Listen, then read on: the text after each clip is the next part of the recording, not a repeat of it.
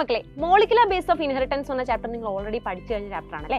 അതിലൊരു ക്വസ്റ്റ്യൻ നമുക്ക് നോക്കിയാലോ. ക്വസ്റ്റ്യൻ നിങ്ങൾക്ക് സ്ക്രീനിൽ കാണാൻ വേണ്ടി പറ്റുന്നുണ്ടാവും. അതായത് ഇവിടെ കോഡിംഗ് സ്ട്രാൻഡിന്റെ എന്താണ് സീക്വൻസ് ആണ് തന്നിരിക്കുന്നത്. ഇനി നമ്മളോട് പറഞ്ഞിരിക്കുന്നത് എന്താണ്, mRNA സീക്വൻസ് കറക്റ്റ് ആയിട്ട് എഴുതാൻ വേണ്ടിയിട്ടാണ്. അപ്പൊ നിങ്ങൾ ഇവിടെ ശ്രദ്ധിക്കേണ്ട കാര്യം, ഇത് 5'3'ലുള്ള സ്റ്റാൻഡ് ആണല്ലേ. അപ്പൊ നമുക്കറിയാം mRNA വരുന്നത്, അതായത് കോഡിംഗ് സ്റ്റാൻഡിന്റെ അതേ സെയിം ഡയറക്ഷനിൽ തന്നെയായിരിക്കും നമ്മുടെ mRNA വരിക. അപ്പൊ അതും 5'3' തന്നെയായിരിക്കും വരിക. ഇനി ഇവിടെ 3' 5' ഓപ്ഷൻ ഉണ്ടെങ്കിൽ ഇപ്പൊ തന്നെ നമുക്ക് എലിമിനേറ്റ് ചെയ്ത് കളയാം. പക്ഷെ ഇവിടെ എല്ലാം 5'3' ആണ് ഓപ്ഷൻ വന്നിരിക്കുന്നത്.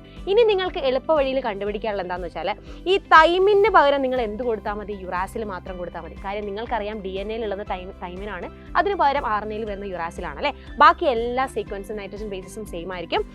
അപ്പോൾ ആദ്യത്തെ രണ്ടെണ്ണം എന്ന് പറഞ്ഞാൽ A തന്നെയായിരിക്കും. അപ്പോൾ നമുക്ക് ഈ രണ്ട് ഓപ്ഷൻസ് എലിമിനേറ്റ് ചെയ്യാം. അപ്പം A വരുന്ന ബിയും ഡിയും ആണ് ഓപ്ഷൻ ഉള്ളത്. ഇനി ഇവിടെ തേർഡ് ടൈമിൻ്റെ സ്ഥാനത്ത് ഇവിടെ കൊടുത്തിരിക്കുന്നത് എന്താണ്, യുറാസിലാണ് വരിക. സോ ഇവിടെ നിങ്ങൾക്ക് ഓപ്ഷൻ കാണാൻ പറ്റും, ബി ആണ് ഇവിടുത്തെ കറക്റ്റ് ആൻസർ. അപ്പോൾ നിങ്ങൾക്ക് പെട്ടെന്ന് തന്നെ എന്ത് ചെയ്യാൻ വേണ്ടി പറ്റും, ഒട്ടും ടൈം കളയാണ്ട് ആൻസർ ചെയ്യാൻ വേണ്ടി പറ്റും.